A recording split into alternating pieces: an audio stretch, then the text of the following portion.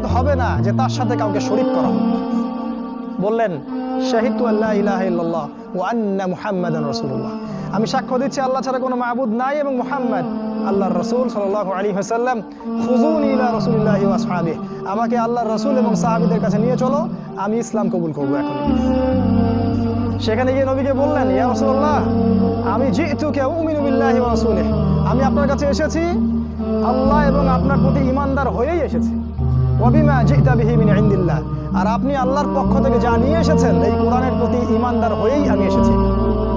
তিনি বললেন ওই সময় ওমর ইবনুল খাত্তাব যে হে ইয়া রাসূলুল্লাহ, আমরা কি হকের উপর নাই? আলাসনা আলাল হক ওয়া লাইসু আলাল বাতিল, আমরা কি হকের উপর নাই? মুশরিকরা কি বাতিলের উপর নাই? তাহলে আমরা কেন গোপনে গোপনে ইসলামের দাওয়াত দিব? আজকে থেকে প্রকাশ্যে ইসলামের দাওয়াত দিব। তখন থেকে ইসলাম প্রকাশ্যে দাওয়াত পেয়েছে, তার আগে পায়নি। তুমি ওমর হতে পারো না?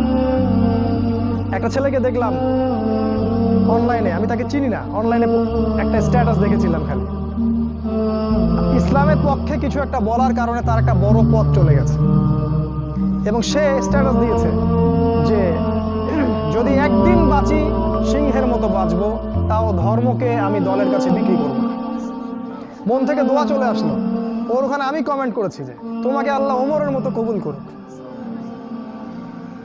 হামজা বীর সাহাবী, যাকে উহুদের যুদ্ধে শহীদ করা হয়েছে। আবু জেহেল রাসূলকে চর মেরেছিল একটা। হামজা রাদিয়াল্লাহু আনহু যখন শুনেছেন আবু জেহেল রাসূলকে মেরেছে, সরাসরি আবু জেহেলের বাসায় ওকে গলার ধরে বের করে প্রচন্ড জোরে ঘুষি করে একটা মারা হলো। বলা হলো যে আমার ভাতিজা যে দিনের উপর আছে, আমিও সেই দিনের উপর আছি। রুদ্দাহা ইন ইসতাতা'তা, তোমার ক্ষমতা থাকলে আমাদেরকে ঠেকিয়ে দেখো। তিনি রাসূলের কাছে গেলেন, বললেন ইয়া ইবনা আখি, হে আমার ভাতিজা, কুনতু আনসুরুকা বিল হামিয়া, আমি তোমাকে সাহায্য করতাম আত্মীয়তার সম্পর্কের কারণে। আলা নানসুরুকা লিল ইসলাম, আজকের দিন থেকে আমি ইসলামের জন্য তোমাকে সাহায্য করব। আশহাদু আল্লা ইলাহা ইল্লাল্লাহ ওয়া আন্নাকা রাসূলুল্লাহ, আমি সাক্ষ্য দিলাম যে আল্লাহ ছাড়া কোনো ইলাহ নাই, তুমি আল্লাহর রাসূল। এই যে ইসলামের শক্তি বাড়তে থাকলো, তখন তুমি হামজার মতো হতে পারো না? হামজা রাদিয়াল্লাহু আনহু উহুদের যুদ্ধে যখন করছিলেন, তার সামনে কোনো কাফের মুশরিক টিকতে পারে না। আমি তোমাকে বলিনি যে অস্ত্র নিয়ে এখন বের হয়ে যাও, কথা অন্যদিকে নিয়ে যাবা না, কথাটা অন্যদিকে ঘোরাবা না। এখন তো মিডিয়ার যুগ, কথা অন্যদিকে মানুষ ঘুরায় খুব সহজে।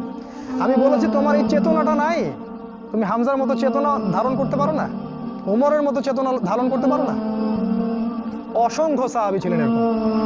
মুসআব বিন উমাইর এত ধনী সাহাবী ছিলেন, যার আতরের খুশবু ছিল আরবের সবচেয়ে দামি আতরের খুশবু। ইসলাম কবুল করে সব ছেড়ে দিলেন, এক পোশাকে তাকে কবর দেওয়া হয়েছে উহুদের মাঠে। মানে তাকে যখন শহীদ করা হয়, তার দেহের মধ্যে এতগুলো তরবারির দাগ ছিল, তুমি কল্পনা করতে পারো। এই সাহাবীকে রাসূল সাল্লাল্লাহু আলাইহি ওয়াসাল্লাম যখন দাফন করলেন, তাকে দাফন